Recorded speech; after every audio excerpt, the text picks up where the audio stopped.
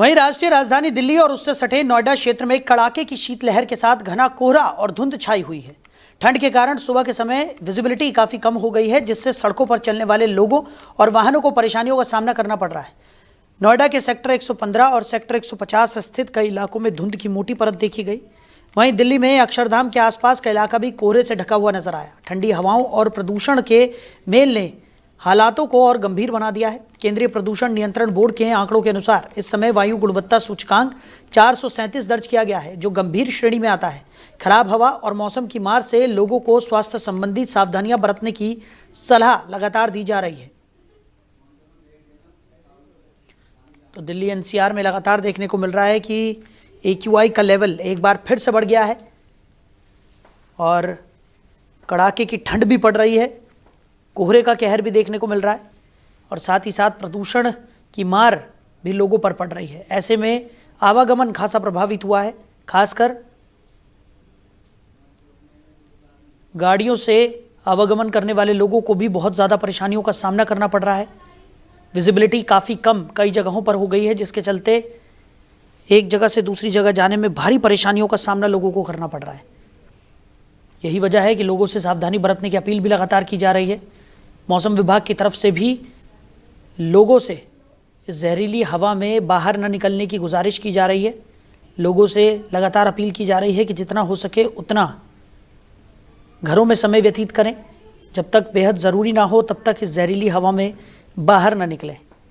तो विजिबिलिटी काफ़ी कम होने से आवागमन खासा प्रभावित हुआ है। दिल्ली एनसीआर में AQI एक बार फिर बढ़ता हुआ नजर आ रहा है। स्वास्थ्य संबंधी बीमारियों का खतरा भी लगातार बढ़ता हुआ दिखाई पड़ रहा है। तो अस्पतालों में भी स्वास्थ्य संबंधी मरीजों की संख्या बढ़ती हुई नजर आ रही है और स्वास्थ्य विभाग की तरफ से भी लोगों से अपील की जा रही है कि वो सावधानी बरतें, जितना हो सके उतना इस जहरीली हवा में कम बाहर निकलें। खासकर बच्चे, बुजुर्ग और महिलाओं के लिए ये जहरीली हवा प्राण घातक साबित हो रही है। तो दिल्ली एनसीआर में AQI का लेवल एक बार फिर से बढ़ गया है। खासा परेशानियों का सामना लोगों को करना पड़ रहा है। प्रदूषण से हालात बिगड़े हुए नजर आ रहे हैं।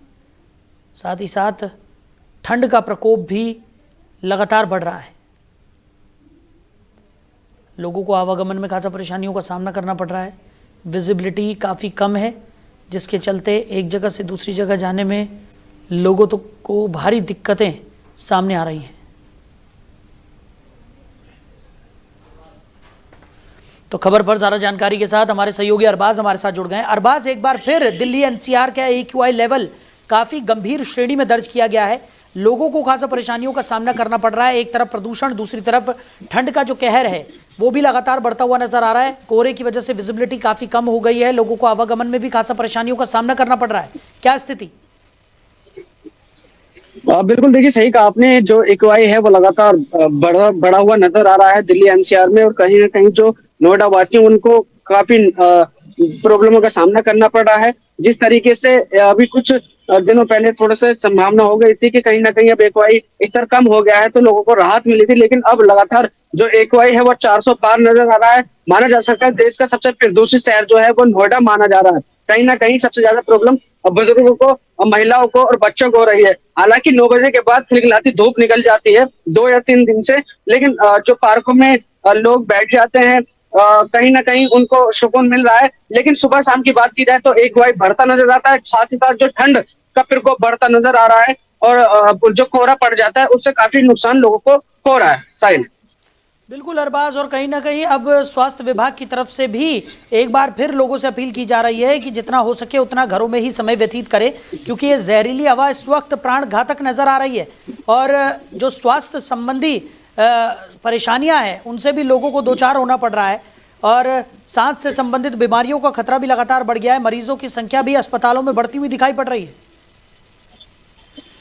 बिल्कुल, लगातार मरीजों की संख्या है वो बीच में घट गई थी, लेकिन दोबारा से जो 400 के पार जो ये स्तर AQI का पहुंचा है, कहीं ना कहीं साहिल मैं आपको बता दूं 400 का जो पार होता है वो खराब श्रेणी में जाता है, बेहद ज्यादा खराब श्रेणी में जाता है। और कहीं ना कहीं सबसे ज्यादा मरीजों की संख्या जो लगातार हॉस्पिटलों में बढ़ती जा रही है। ग्रेटर नोएडा की बात की जाए, नोएडा के हॉस्पिटल की बात की जाए बच्चों के पीजीआई की बात की जाए तो कहीं ना कहीं मरीजों की संख्या लगातार बढ़ती जा रही है। और ये वो मरीज हैं जिनको फेफड़ों की प्रॉब्लम, अस्थमा की प्रॉब्लम, सांस लेने में दिक्कत, कहीं ना कहीं जो स्वास्थ्य विभाग है वो भी कह रहा है कि आप घर पर ही रहें, मास्क लगाकर निकलें, बेफिजुल में घर से बाहर न निकलें, कोई काम हो तो जब बाहर से काम से बाहर निकलें। और बात की जाए मौसम विभाग की, तो मौसम विभाग ने साफ तौर पर कह दिया है कि 26 जनवरी से पहले 23 जनवरी को हल्की फुल्की बूंदाबांदी होने की संभावना है। और कहीं ना कहीं जिस तरीके से जो हल्की ये हवा, धीमी हवा गति चल रही है, उससे जो प्रदूषण का जो लेवल है वो लगातार बना हुआ है। कहीं ना कहीं माना जा सकता है कि आने वाले वक्तों में सुधार हो जाए, लेकिन अभी जो हालात बने हुए हैं वो कहीं सुधार वाले दिख नहीं रहे साहिल। बिल्कुल अरबाज, हालात फिलहाल सुधरते हुए नजर नहीं आ रहे हैं, बल्कि और ज्यादा बिगड़ते हुए यहाँ पर दिखाई दे रहे हैं। एक तरफ ठंड का प्रकोप और दूसरी तरफ प्रदूषण की मार दिल्ली एनसीआर वालों के लिए काफी ज्यादा मुश्किलें खड़ी करती हुई यहाँ पर नजर आ रही है। मौसम विभाग का क्या कुछ कहना है, कब तक राहत मिलने की उम्मीद जताई जा रही है? देखिए, मौसम विभाग लगातार निगाह टिकाए हुए है। कहीं ना कहीं मौसम विभाग ने अभी, जैसे मैंने बताया कि उन्होंने कहा कि 26 जनवरी से पहले 23 जनवरी को दोपहर के समय लगभग बूंदाबांदी हो सकती है। कहीं ना कहीं फिर लोगों को राहत मिलेगी प्रदूषण से, जो क्योंकि बारिश पड़ने के बाद एक्वाई जो है वो लेवल घट जाएगा, लेकिन वही बारिश से जो ठंड का प्रकोप है वो बढ़ जाएगा। मौसम विभाग नजर लगाए हुए है, साथ के साथ जानकारी देता आ रहा है। और कहीं ना कहीं आने वाले वक्तों में शायद मैं आपको बता दूं कि प्रदूषण की जो मार है वो एक आम आदमी को हो रही है, नोएडा वासी को हो रही है। कहीं ना कहीं जो रोजमर्रा की जिंदगी में काम करने वाले हैं उनको सबसे ज्यादा परेशानियों का सामना करना पड़ा है, क्योंकि प्रदूषण ने इस बार पिछले सालों का रिकॉर्ड तोड़ दिया है। प्रदूषण इस वक्त तक खत्म हो जाया करता था, लेकिन प्रदूषण का जो लेवल है वो इस बार लगातार बढ़ता नजर आ रहा है साहिल।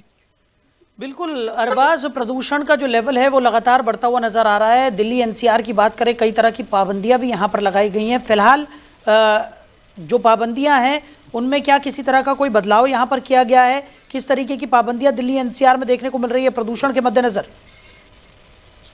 देखिए, ग्रेफ 3 लागू किया था, ग्रेफ 4 लागू कर दिया था।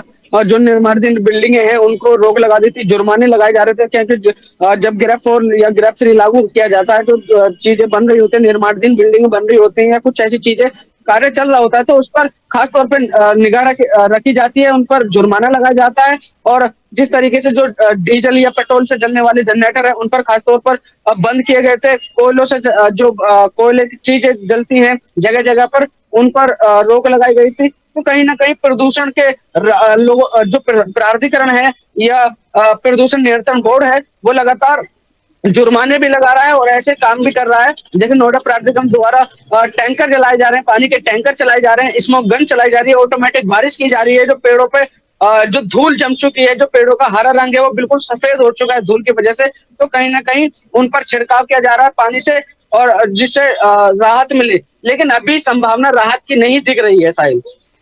बिल्कुल अरबाज, राहत मिलती हुई यहाँ पर नजर नहीं आ रही है और खासकर बच्चों, बुजुर्गों और महिलाओं पर इस प्राण घातक वायु का खासा असर पड़ता हुआ भी दिखाई दे रहा है। बच्चों के लिहाज से अगर बात की जाए तो स्कूल के समय में भी परिवर्तन यहाँ पर किया गया था। फिलहाल क्या कुछ बताया जा रहा है, किस तरीके से स्कूल संचालित किए जा रहे हैं और बच्चों की सेहत के मद्देनजर क्या क्या बदलाव किए गए हैं?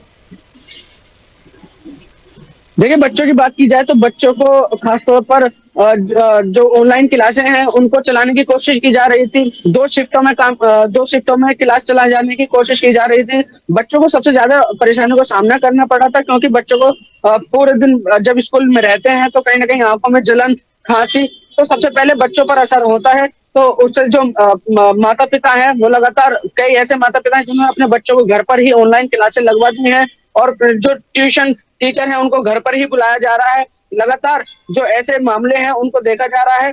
और इसकी बात की जाए, जो हमारे जिला मजिस्ट्रेट मेजर हुक्म है, इन्होंने कई बार बच्चों की छुट्टियां भी की हैं। और कहीं ना कहीं जिस तरीके से छुट्टियां करने के बाद मौसम अच्छा हो जाता है तो उसके बाद स्कूल वापस बुला ली जाते हैं, फिर ऐसा हो जाता है फिर छुट्टी कर दी जाती है। जी साहिल। चलिए अरबाज, हमारे साथ जुड़ने के लिए, इन तमाम जानकारियों के लिए आपका बहुत शुक्रिया।